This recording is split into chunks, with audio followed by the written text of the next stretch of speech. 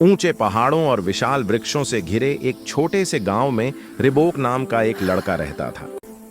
वह बलवान था, पर संसार के प्रति उसके मन में जिज्ञासा भरी हुई थी। हर सुबह जब वह टहलने निकलता तो हवा उसे ऐसे पुकारती मानो उसकी स्मृति में कोई गुप्त कहानी दबी हो। ऊंचे पहाड़ों और विशाल वृक्षों से घिरे एक छोटे से गांव में रिबोक नाम का एक लड़का रहता था। वह बलवान था, पर संसार के प्रति उसके मन में जिज्ञासा भरी हुई थी।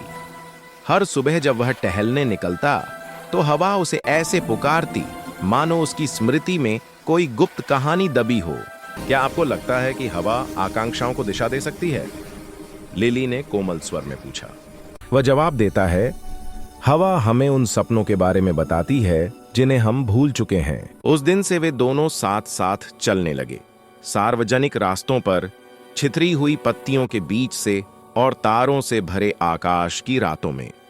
वे हवा से बातें करते हैं और हवा एक सरल स्मृति के साथ जवाब देती है। एक रात लिली ने कहा, आप मुझे बहुत दूर जाना है, लेकिन मैं हवा की पतरी में रहूंगी। आखिरी सुबह हवा तेज चल रही थी, लेकिन प्रशंसा की गूंज चारों ओर फैली हुई थी।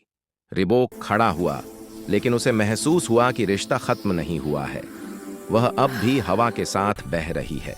उस समय से जब भी गांव में हवा चलती, रिबोक खुश हो जाता। वह जानता है कि सच्चा प्यार कभी खत्म नहीं होता। वह हवा के मधुर गीत में बदल जाता है।